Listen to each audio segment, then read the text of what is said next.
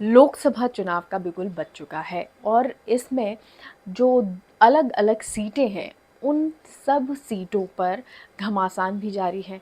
अगर जैसलमेर बाड़मेर सीट की बात करें तो ये वो सीट है जिस पर सबसे ज़्यादा रोचक मुकाबला होने को देखने को मिलेगा। अब ये क्यों ऐसा कह रही हूँ, क्योंकि ये हम सबको पता है कि किस तरह का मुकाबला यहाँ पर रहने वाला है। यहाँ पर रविंद्र भाटी हैं, निर्दलीय खड़े हुए हैं।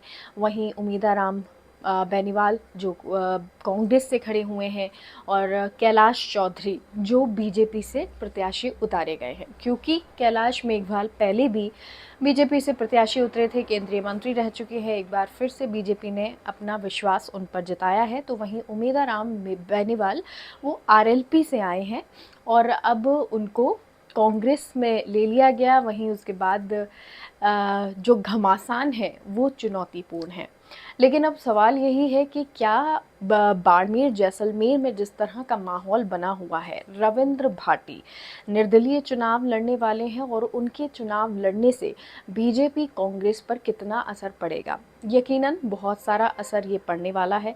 और अगर सीटों की बात करें, क्योंकि जैसलमेर बाड़मेर लोकसभा में 8 विधानसभा सीटें आती हैं और ये 8 विधानसभा सीटें इन पर ये महत्वपूर्ण है। और अगर इन दिनों की बात करें तो रविंद्र भाटी यहाँ पर लगातार घूम रहे हैं, जनता के बीच में हैं। और क्योंकि जनता के बीच में है तो जनता का प्यार भी मिल रहा है। आप सोशल मीडिया पर तमाम तस्वीरें देख रहे होंगे जब रविंद्र भाटी को जनता के बीच अपार समर्थन मिलता नज़र आता है। और शायद यही वजह रही थी कि पहले मुख्यमंत्री भजनलाल शर्मा रविंद्र भाटी से मिलते हैं, लगभग 1 घंटे तक ये मुलाकात होती है। अब इस मुलाकात के बाद सोचा जाता है कि भाई हो सकता है कि अब रविंद्र भाटी मान जाएं और उनके मानने के साथ ही वो या तो बीजेपी में शामिल हो जाएंगे या बीजेपी को समर्थन दे देंगे, जैसा कि प्रियंका चौधरी ने दे दिया। लेकिन एक हैंडपंप की वजह से जो पूरा गणित है वो बिगड़ गया है या बदल गया है बीजेपी के लिए। खास तौर पर कहें तो बीजेपी ने सोचा था रविंद्र भाटी को उसका समर्थन मिल जाएगा और उसके बाद स्थिति सेफ रहेगी, सेफ तरीके से वो सीट निकल जाएगी, लेकिन ऐसा नहीं हुआ।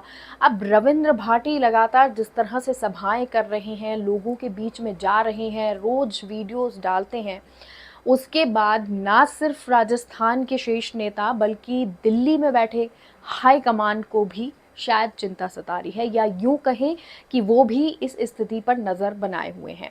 बहरहाल रविंद्र भाटी ने अपना नामांकन भर दिया है और 4 तारीख को वो नामांकन सभा करने वाले हैं और इसके लिए जैसलमेर बाड़मेर के लोगों को उन्होंने पीले चावल भी दे दिया, यानी कि पीले चावल एक तरह से जो न्योता है वो दे दिया है। अब बात रहती है कि जो जैसलमेर बाड़मेर सीट का जिक्र कर रही थी कि वो सीट जिस पर 8 विधानसभा सीटें आती हैं उन पर कितना प्रभाव रहने वाला है। क्या रविंद्र भाटी के लिए ये चुनाव आसान होगा? क्या वो चुनाव जीत जाएंगे? क्या वो कांग्रेस बीजेपी से जो उनका वोट बैंक है वो निकाल ले जाएंगे? तो ये माना जा रहा है कि राजपूत, जाट, मूल ओबीसी, ये सभी जो है, मेघवाल जो है, ये सभी मुस्लिम जो समुदाय है वो यहाँ पर सबसे ज़्यादा है। और ये वोट बैंक जो है वो कहीं ना कहीं रविंद्र भाटी के साथ भी नज़र आ रहा है।